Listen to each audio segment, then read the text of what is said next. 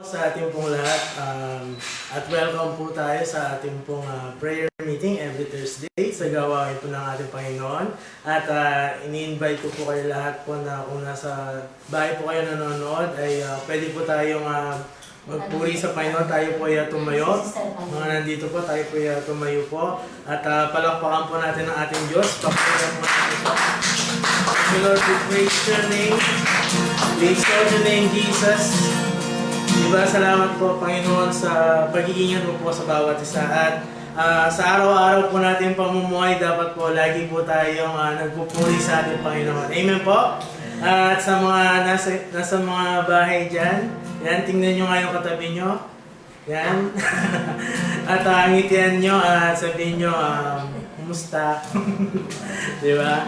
Maganda po na every time po na kahit po tayo nasa bahay ay lagi po tayong may galak at may ngiti po sa ating mga labi, lalong-lalo na po pag tayo po ay nagmamahal sa ating Panginoon Jesus. Amen po. At sige po, palakpakan po natin ang ating Diyos. Hallelujah. Yes Lord, magpupuri po kami.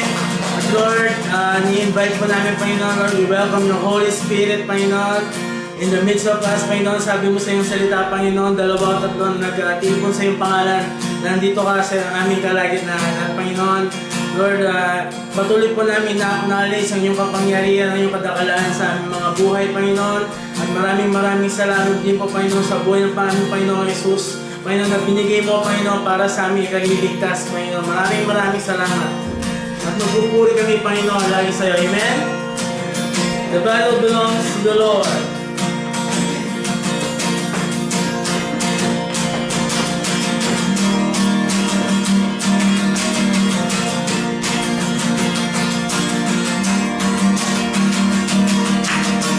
When all I see is the battle, you see my victory.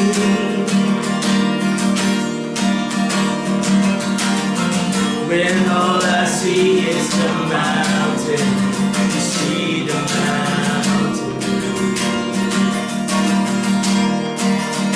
And as I walk to the shadow, your love surrounds me. Yes, Jesus, there's nothing to fear now, for I am safe with you.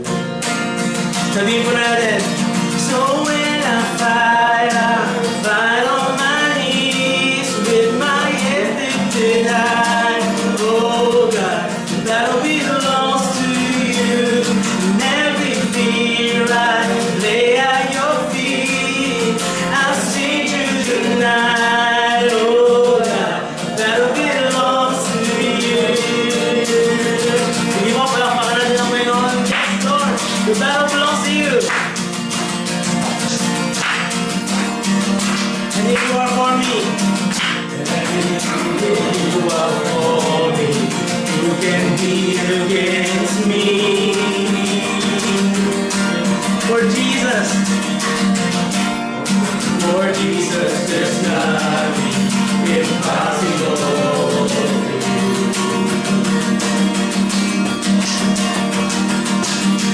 When all I see are the actions, you see the beauty, oh Jesus. When all I see is the cross, God, you see the end too.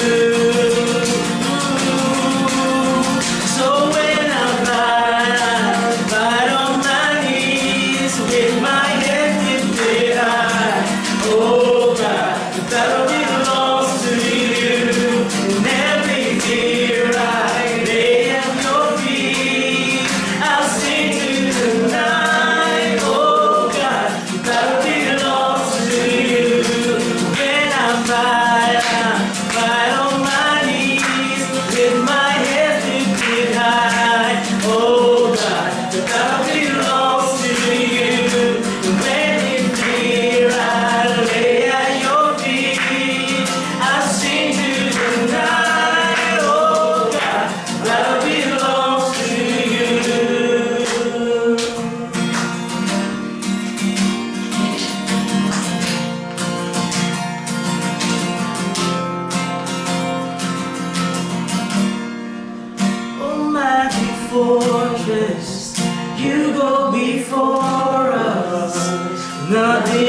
stand against the power of our God.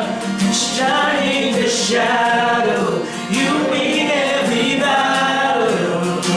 Nothing can stand against the power of our God. Almighty fortress, you go before us. Nothing can stand against the power of our God.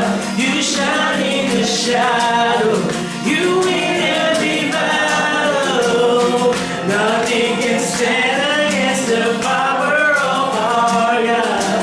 Almighty fortress, you go before us. Nothing can stand against the power of our God. You shine in the shadow, you win every battle. Nothing can stand against the power of our God.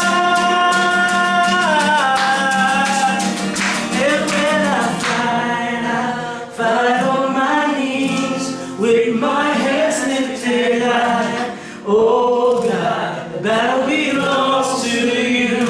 And every fear I lay at your feet. I sing through the night. Oh God, the battle belongs to you. When I fight on my knees with my hands lifted high. Oh God, the battle belongs to you. And every fear I lay at your feet. I sing through the night. Oh God, the battle belongs to you. The battle belongs to our God. Sige po, lahat po ng papuri sa ating Panginoon. Palakpakan po natin ang Diyos ng buhay. The battle belongs to you, Lord. Hallelujah.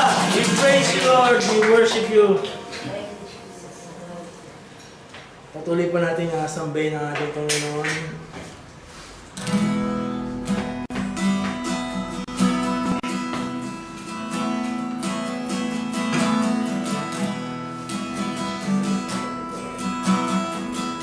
Masambakan namin Panginoon ng sa Espiritu sa katotohanan.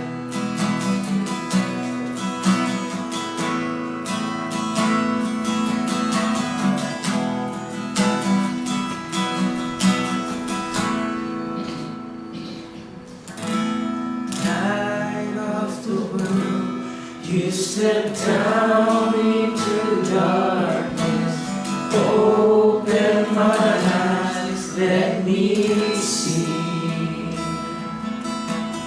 beauty that made these hearts adore you. Roll over life's memory.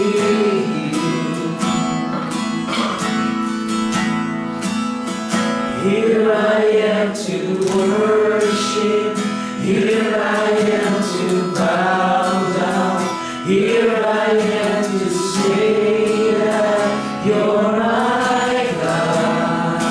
You're altogether lovely, altogether worthy, altogether wonderful to me. King of all days, King of all days, oh so highly exalted, glorious in heaven above. Humbly you came to the earth you created, all for the sake we came for. Here I am to worship. Here I am to bow down. Here I am to say that you're my God. You're altogether lovely, altogether worthy, altogether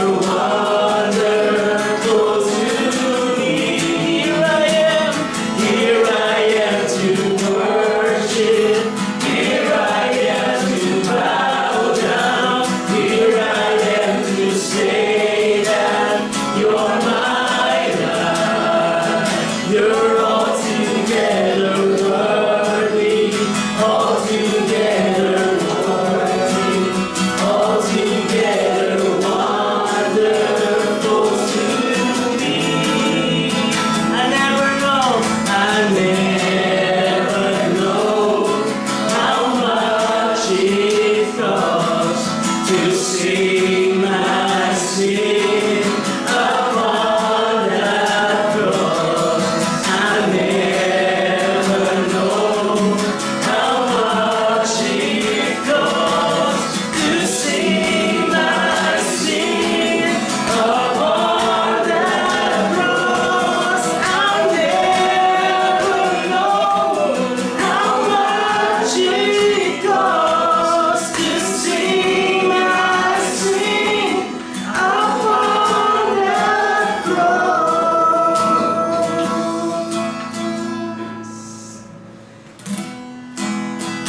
Just call that one name. Just call that one name. The name above all names. The name that was given for the salvation of the world.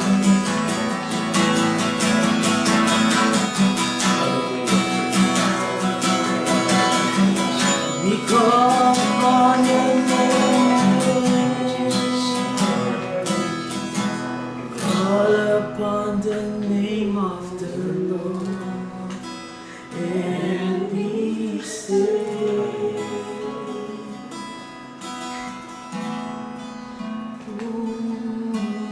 Call upon the name of the Lord and be saved.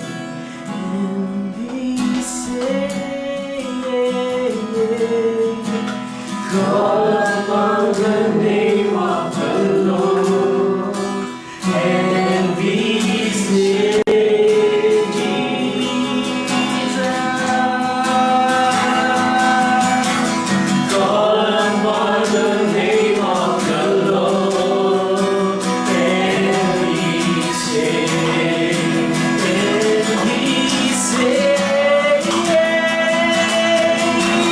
Call upon the name of the Lord and be saved.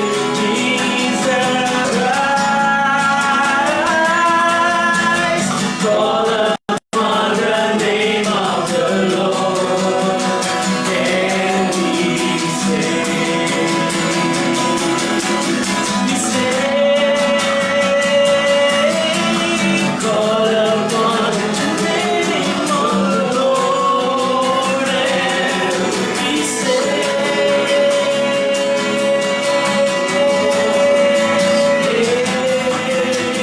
Call upon the name of the Lord and be saved.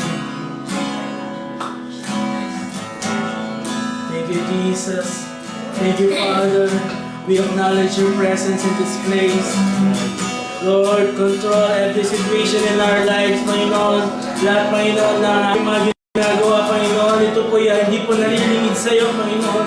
Lord, kayo po, Panginoon, Lord, ang pumatag po, Panginoon, sa lahat po ng bawat isa na nandito, Panginoon, Lord, na patuloy na naghahanap sa inyo, Panginoon, hinahanap ang inyong pangalan, Panginoon, hinahanap ang inyong presensya, Panginoon, salamat.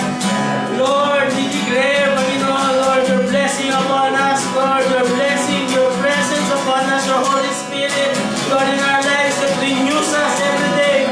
Lord, salamat, Panginoon. And church, magpasalamat tayo sa Panginoon.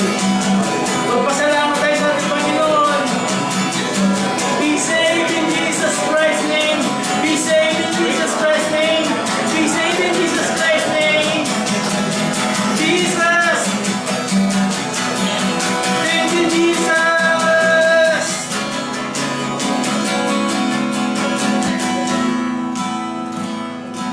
Maraming salamat po, Panginoon.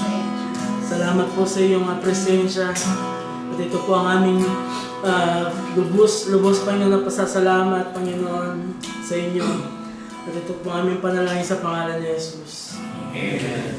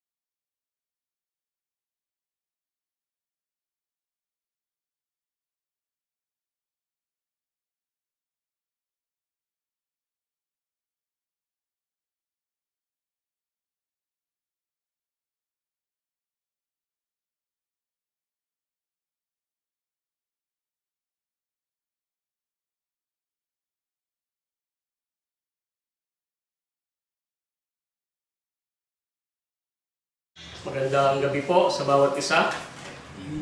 Purihin ng Panginoon. Salamat, Brother Des, sa pangunguna sa pag-aawitan. Kamusta po ang lahat? Sa mga kapatid po natin na patuloy na sumusubaybay sa ating live stream, sa ating Thursday prayer meeting dito po sa Christ Center Life City Church. Nawa po ay patuloy niyo po maranasan ang kapangyarihan ng Panginoon, ang kanyang presensya. Praise the Lord. At nais ko pong samantalahin ang pagkakataong ito. Bukas po ay magkita-kita tayo dito sa ating pong sanctuary ng alas 3 ng hapon. Gaganapin po ang ating pong kauna-unahang worship night ngayon pong taon ng 2026. So kita-kita po tayo bukas. Sama-sama po tayong magpuri at sumamba sa ating Panginoon at tanggapin ang kanyang bagong revelasyon, a fresh revelation from the Lord. Amen? So, sa gabi pong ito, bago po tayo ay mag-umpisa, nais po na tayo muna ay manalangin. Dakilang Diyos, salamat po sa pagkakataon na kami po muli ay magkatipon-tipon sa iyong pangalan, isang espiritu na sambahin ka, purihin ka, Panginoon, at patuloy na pag-aralan ang iyong mga salita, O Diyos. Panginoon, ako po ay nagpapailalim sa iyong kapangyarihan. Tunay, O Diyos, na wala po akong magagawa, wala ka sa aking buhay. Patuloy ka naming maitaas, madakila, O Diyos. Ito po ang aming panalangin na may pasasalamat sa pangalan ni Jesus. Amen. Sa gabi pong ito ay nais kong bahagi sa inyo ang buhay po ni King Hezekiah sa aklat po ng 2 Chronicles 30 verse 25 to 27. Pinamagatan po ng aking ibabahagi sa gabi nito, a call for revival. The revival under King Hezekiah.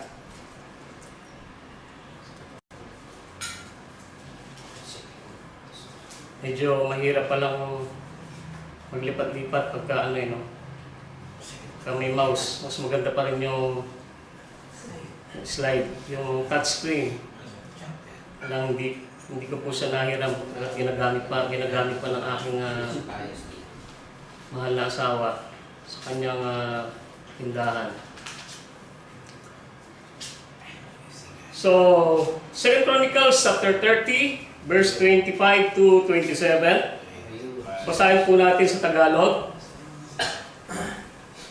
So, masaya ang lahat, ang mga mamamayan ng Huda, ang mga pari at ang mga Levita, gayon din ang lahat ng dumalo buhat sa Israel, at ang mga dayuhan nakikipanirahan sa Israel at Huda. Noon lamang nagkaroon ng ganoong pagdiriwang sa Jerusalem mula noong panahon ni Solomon na anak ni Haring David ng Israel.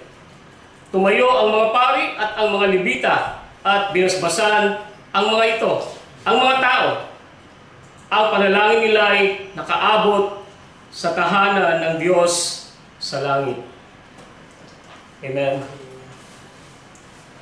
So dito po ay inilalarawan ang malaking kagalakan ng pagkakaisa at pagdiriwang po ng Paskwa ni Haring Hezekiah sa Jerusalem.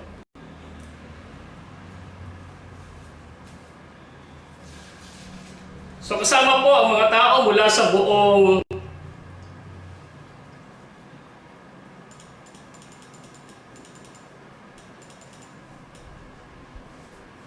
dito po mula sa buong Israel at Huda na nakilahok, isang eksena po na hindi mapapantayan mula pa noong panahon ni Solomon, na nagtatapos po sa pagpapala ng mga pari sa mga tao habang ang kanilang mga panalangin ay umakyat sa Diyos sa kalangitan. This is highlighting the national revival and divine favor of God. Ang pagbabagong buhay ng bawat isa. Si Hezekiah po ay isang matuwid na hari ng Huda. Kilala sa kanyang matibay na pananampalataya, makabuluhang reforma sa relihiyon na nagpapadalisay sa pagsamba.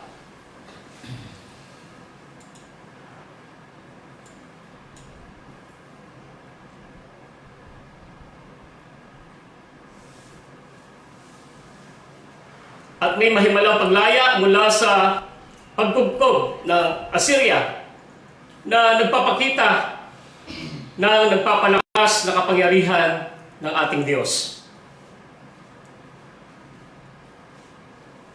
Sa mga bagong may asawa at magkakaroon pa lamang ng anak, lalo na po kung ang inyong anak ay lalaki, isa pong magandang pangalan ay Hezekiah, sapagkat ang meaning niya ay God's strength.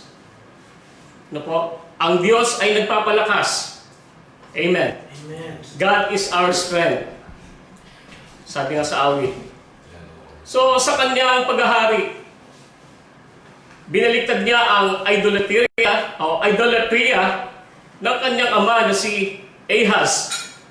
No po? Sa pamamagitan ng paglilinis ng templo, pagpapanumbalik ng Pasko, at pagsira sa mga paganong dambana na humahantong po sa pambansang muling pagkabuhay. Ngunit saglit pong ding nagpakita ng pagmamalaki sa pamamagitan ng pagpapakita ng kanyang mga kayamanan sa mga sugo ng Babylonia na naglalarawan sa hinaharap ng pagkatapon.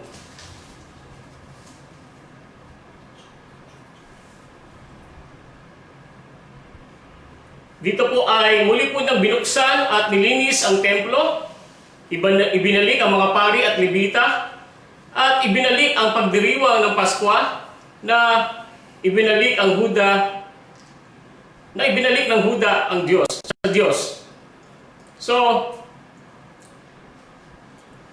ng pagbabantaan ng mga Asyriano sa ilalim ni Sennacherib ang Jerusalem, dito po ay taintin na nanalangin si Hezekiah at mahimalang binasak ng Diyos ang hukbo ng Assyria na iniligtas ang lungsod. Dito rin po ay nagkasakit siya ng maluba. Nanalangin para sa paggaling. At dito po ay binigyan siya ng Diyos ng karagdagang 15 taon ng buhay. Naalala ko po si Pastor Chito. Ilang taon po yung hiningi ni Pastor Chito na karagdagan? 15 din po, no?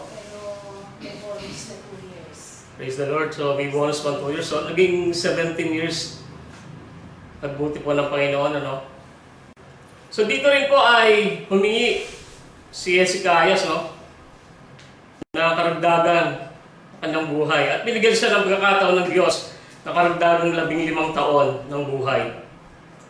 Siya po ay naalala bilang isa sa pinakamahusay na hari ng Huda.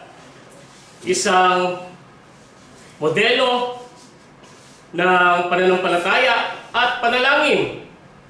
Bagaman ang kanya pong pagmamalaki sa pagpapakita ng mga kayamanan sa Babylon ay humantong sa hula at tungkol sa hinaharap ng pagkatapon.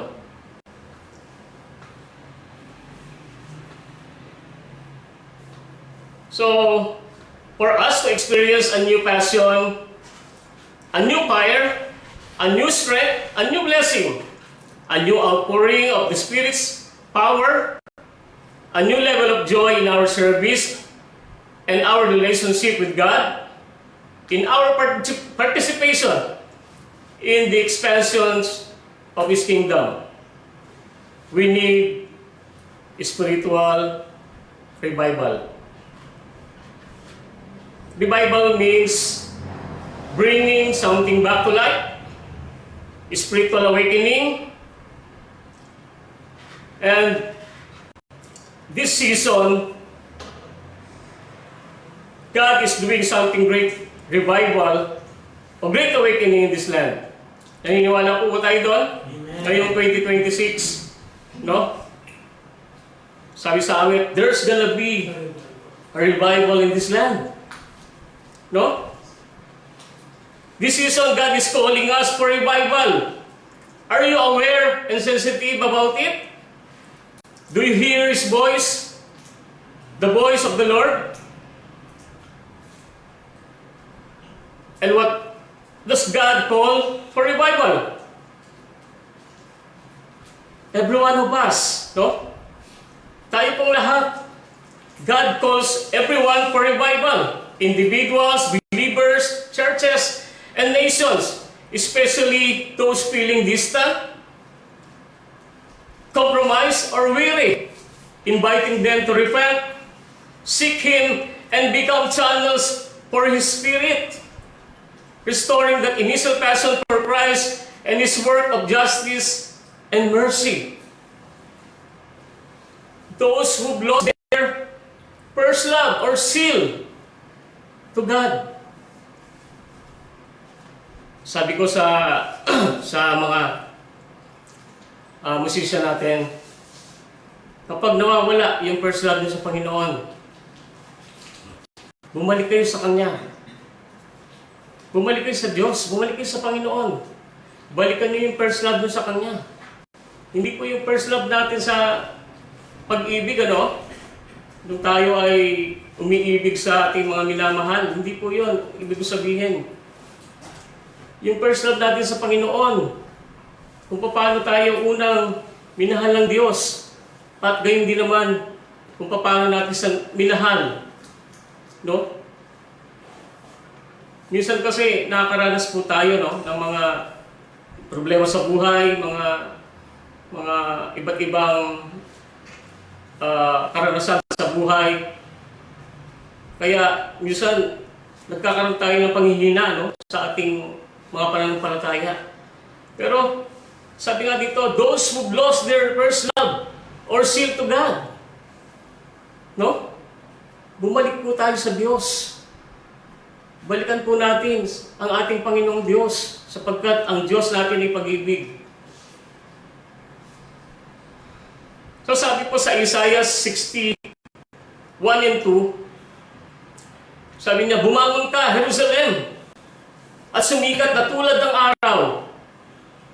Liliwanagan ka ng kawalatian ni Yahweh, mababalot ka o mababalot ng kadiliman ng buong daigdig. Ngunit ikaw ay liliwanagan ni Yahweh at mapupuspos ka na kanyang kalwalatian. Amen?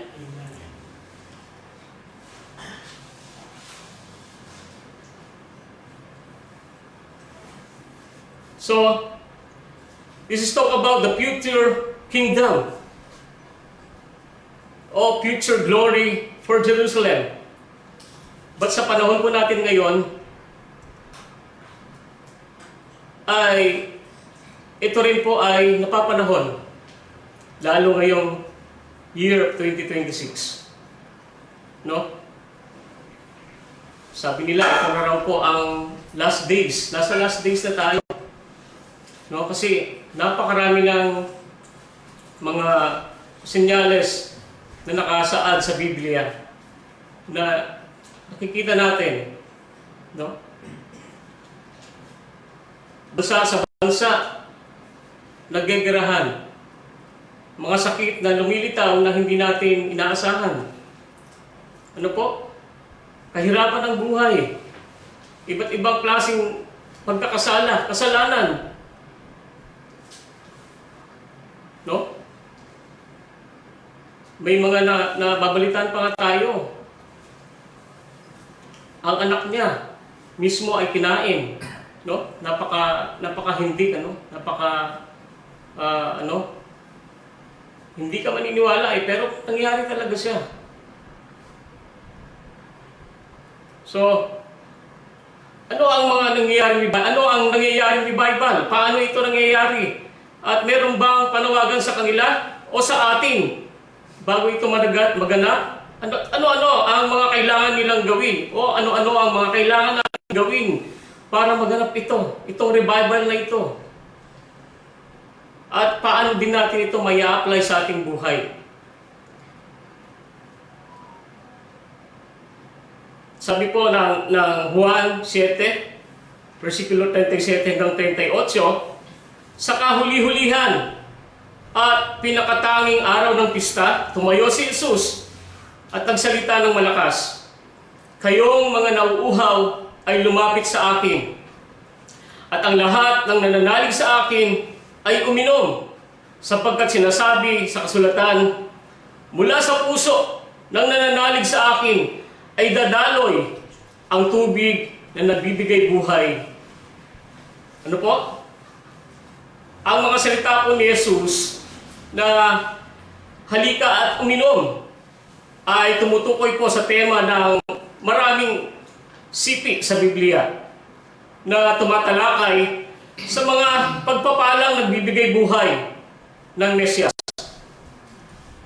Sa pangakong ibibigay ang banal na Espiritu sa lahat ng naniniwala. Inaangkin ni Jesus na siya ang Mesyas, sapagkat iyon ay isang bagay na tanging ang Mesyas lamang po, o ang Mesyas lamang ang makagagawa. Amen? So, what does God require for revival? Number one, we need to have an open heart o isang bukas na puso. Sabi po ng 2 Chronicles o ikalawang Kronika 29:5, sinabi niya, makinig kayo, mga Levita, italaga ninyo ngayon ang inyong sarili at ang templo ni Yahweh, ang Diyos ng inyong mga ninuno. Alisin ninyo ang mga kadumal-dumal na bagay sa dakong banal. This is the number one point that we should have and require for revival. So, ang mga Levita na pinili po ng Diyos upang maglingkod sa templo ay napigilan sa kanilang mga tungkulin dahil sa kasamaan ni Ahaz. Pwede po natin makita yun sa 2 Chronicles 28:24. Dito po ay, ngunit tinawag ni Haring Hezekias pabalik. Tinawag sila pabalik sa paglilingkod. Ipinapaalala sa kanila na pinili sila ng Panginoon upang maglingkod. Maaring hindi natin kailangang harapin ang isang masamang hari, ngunit ang mga pagigipit o responsibilidad ay maaaring maging dahilan upang tayo ay hindi maging aktibo at hindi epektibo. Kapag binigyan ka ng responsibilidad na maglingkod, huwag mong pabayaan ang iyong tungkulin. Kung ikaw ay hindi naging aktibo sa paglilingkod, Kristiyano, dahil man sa iyong kagustuhan o sa sitwasyon, maghanap ka ng mga pagkakataon upang maglingkod, ipapadala ka ng Diyos sa iyong patutunguhan o sa iyong daan na nararapat mong puntahan. Na tulad po ng mga Levita, kailangan daw na maging handa sa pagkilos ng Diyos sa ating buhay. So, be ready in season and out of season. Sabi po ng 2 Timothy chapter 4 verse 2, no? palagi pong tayo maging handa. So number 2, we need to have a repentance life, no? Isang pagsisisi, isang buhay na may pagsisisi. Ano po? Sabi ng Chronicles pa rin, chapter 29 verse 10,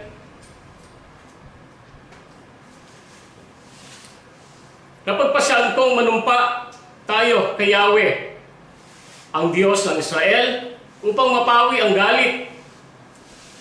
galit niya sa atin. So dito po ay isang mahalagang talata, no? Isang mahalagang talata ito kung saan ay pinahayag ni Haring Hezekias ang kanyang intensyon na gumawa ng isang tipan, no?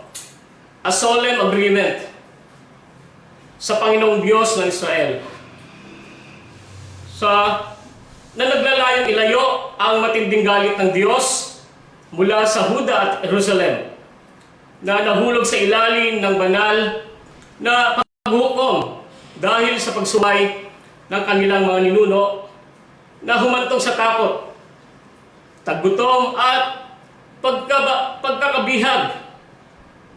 Ang deklarasyon po na ito ay nagpasimula ng isang malaking reforma sa relihiyon upang linisin at ibalik ang wastong pagsamba sa templo. So, number 2 po is repentance o pagsisisi. Number 3, consecration, pagtatalaga. Sa 29:18 to 19 po ng Chronicles pa rin, nang magkagayoy kanilang pinasok si Hezekias na hari sa loob ng palasyo at kanilang sinabi, aming nilinis ang buong bahay ng Panginoon at ang dambana ng handog na susunugin, pati ng lahat ng kasangkapan na niyaon at ang dulang ng tinapay na handog, pati ng lahat ng kasangkapan niyaon. Bukod dito ay lahat ng kasangkapan na inihagis ng Haring Ahaz sa kanyang paghahari nang siya'y sumalangsang, aming inihanda at itinalaga. At narito na nga sa harap ng dambana ng Panginoon. So dito po ay nilalarawan din na ang mga pari po at Levita ni Haring Hezekias na nag-uulat sa kanya na natapos na nila ang paglilinis ng buong templo ng Panginoon. Kasama po ang altar at ang lahat ng kagamitan nito. At inihanda at muling inilaan ang mga bagay na itinapon ni Haring Ahaz sa kanyang pagtataksil.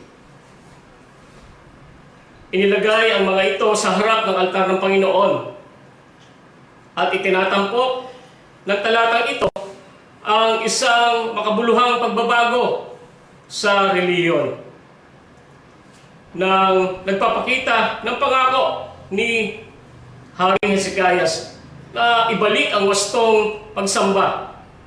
At pagkatapos ng isang panahon ng idolatria sa ilalim ng kanyang hinalihan na si Ahaz sa pamagitan po ng paglilinis sa sagradong espasyo at mga sisidlan nito.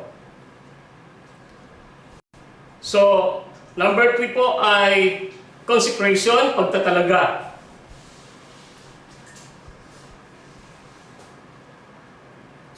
Kailangan po na itinatalaga po natin ang ating buhay sa Panginoon. Kung paano naman ang ating mga anak ay tinatalaga din natin sa ating Diyos. Amen? So dito po, ang mga kagamitan, no, tinatalaga nila sa Panginoon bago nila ilagay sa altar. So nandun po ang mga paglilinis, no?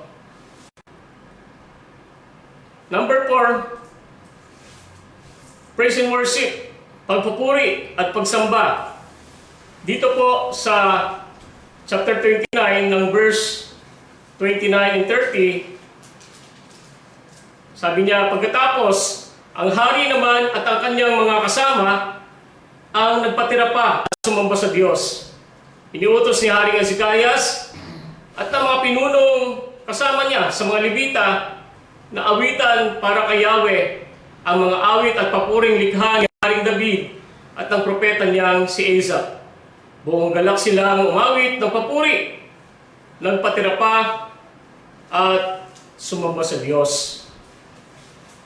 So dito po ay nagkaroon sila ng masayang pagtatapos ng paglilinis ng templo ni Haring Hezekias, kung saan ay pagkatapos ng mga handog ng hari, mga opisyal at mga tao ay yumukod at sumamba, no? Habang ang mga Levita po ay nanguna sa masayang pagpupuri sa Diyos gamit ang mga salita ni David at Asaph na nagpapanumbalik ng pagsamba at nagdudulot ng kagalakan pagkatapos ng mga taon ng pagpapabaya at idolatria.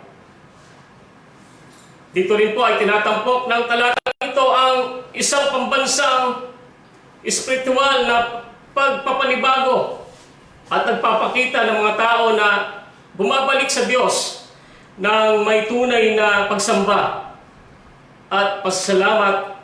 Kasunod po dito ang paglilinis ng templo.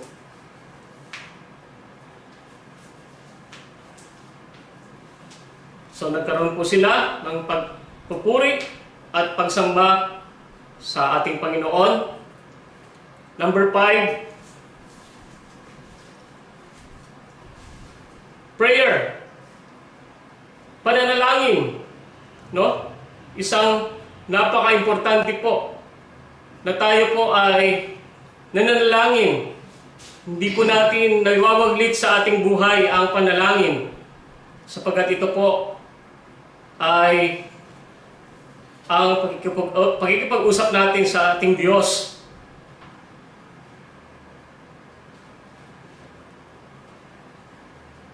Second Chronicles 29:18, but Hezekiah prayed for them. The priests and the Levites stood to bless the people, and God heard them for their prayer, reached heaven, His holy dwelling place.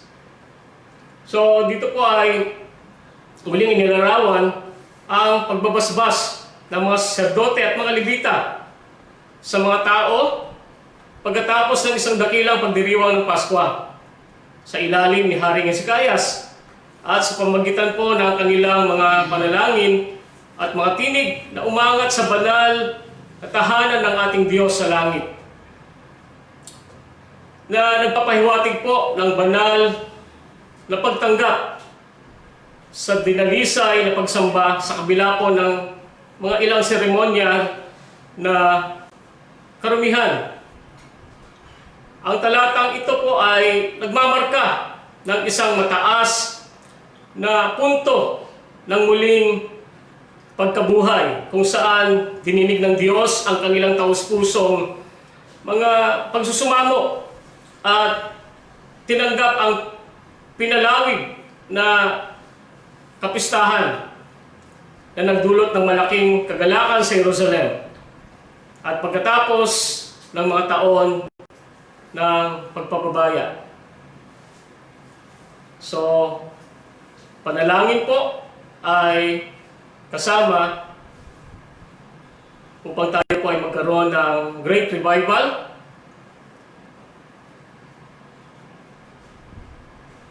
Number 6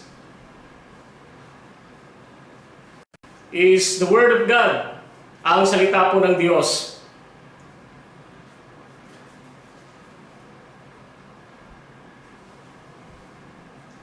Second Chronicles chapter 31, verse 20 and 21. This is what Hezekiah did throughout Judah, doing what was good and right and faithful before the Lord is God. In everything that he undertook in the service of God's temple and in obedience to the law and the commands.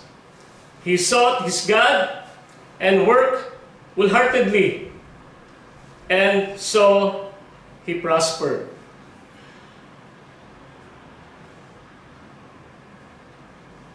So, dito po ang tapat at buong pusong paglilingkod ni Hari Hezekiah sa Diyos na gumagawa ng mabuti, tama at totoo sa buong Huda, na humahantong po sa kanyang tagumpay dahil masigasig niyang hinahanap ang Diyos sa lahat ng kanyang paglilingkod sa templo.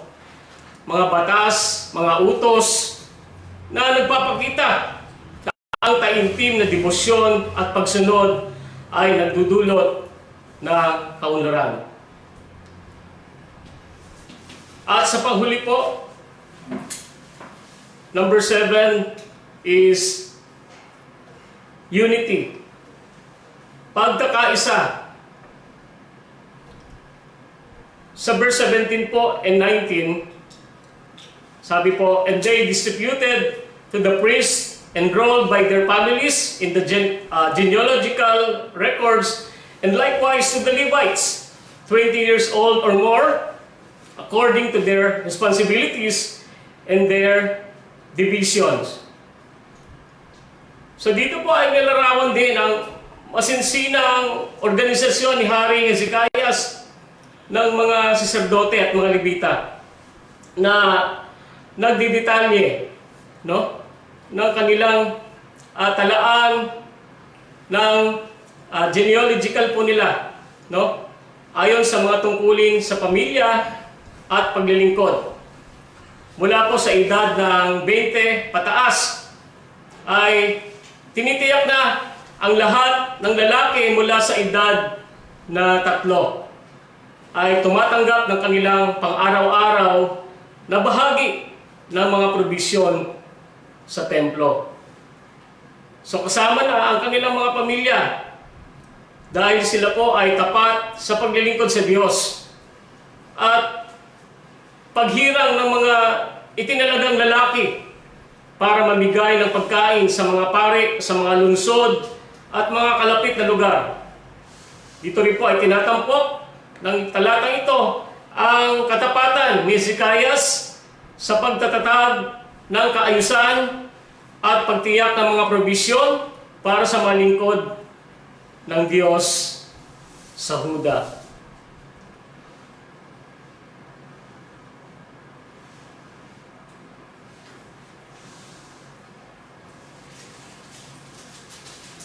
So, i-breakdown ko lang din po.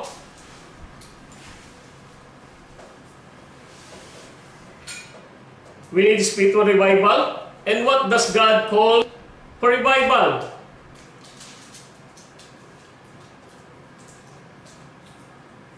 And what does God require for revival? Number 1, an open heart. Isa pong bukas na puso.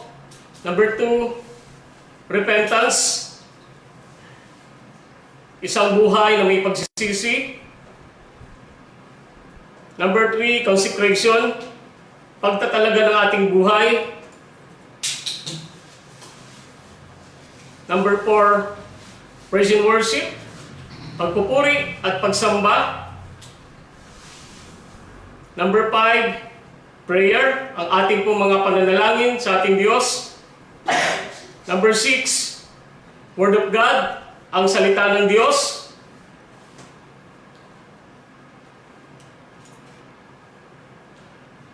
Number 7, unity, ang ating pong mga pagkakaisa. So, what should be our response? Ano po ang dapat nating maging tugon sa ating pong napag-aralan upang magkaroon po tayo revival o pagbabago sa ating buhay. Sa ating buhay pananampalataya kay Kristo.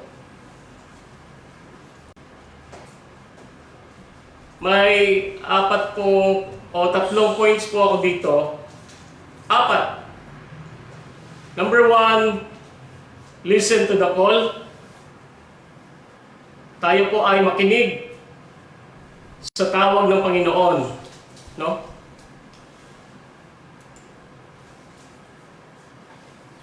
Huwag po nating pakinggan yung ating sarili, kundi ang pakinggan po muna natin ang ating Diyos, no, upang hindi po tayo mapahamak at magkaroon ng tamang landasin ang ating buhay. Ang ating buhay, pananampalataya. So, ulitin po ulit yung binasa natin kanina, 29 verse 5. Na sinabi niya, makinig kayo, balibita, ay talaga ninyo ngayon ang inyong sarili at ang templo ni Yahweh, ang Diyos ng inyong mga ninuno. Alisin ninyo ang mga kadumal-dumal na bagay sa dakong banal. So, italaga ninyo ngayon ang inyong sarili at alisin ninyo ang mga kadumal-dumal na bagay sa dakong banal. So, kung meron pa po tayo mga hindi na isusuko sa ating Diyos, maliit man ito o malaki, isuko na po natin sa ating Panginoon, no? At pakinggan po natin siya sa ating buhay. And secondly, humbly come to the Lord. Lumapit po tayo ng may pagpapakumbaba sa ating Panginoon.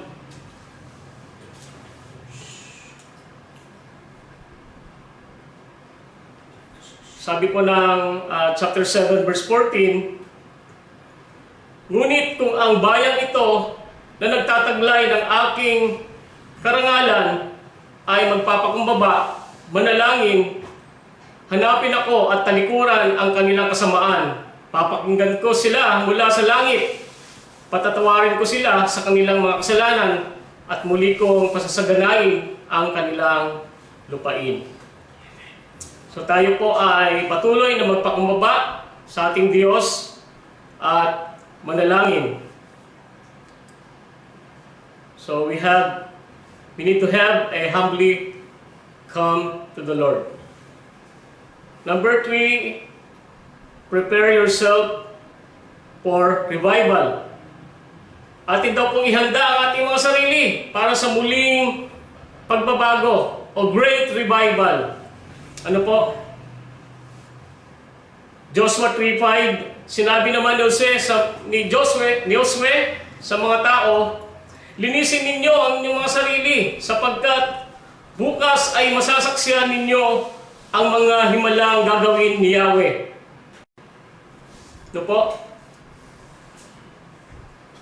Bilang paghahanda sa ating sarili sa muling pagbabago, ay linisin natin ang ating mga sarili sapagkat bukas po ay masasaksihan natin ang mga himalang gagawin ng ating Panginoon. No? And lastly, be a carrier and runner for revival. Maging tagapaghatid at tagapagpatakbo para sa muling pagbabago. No?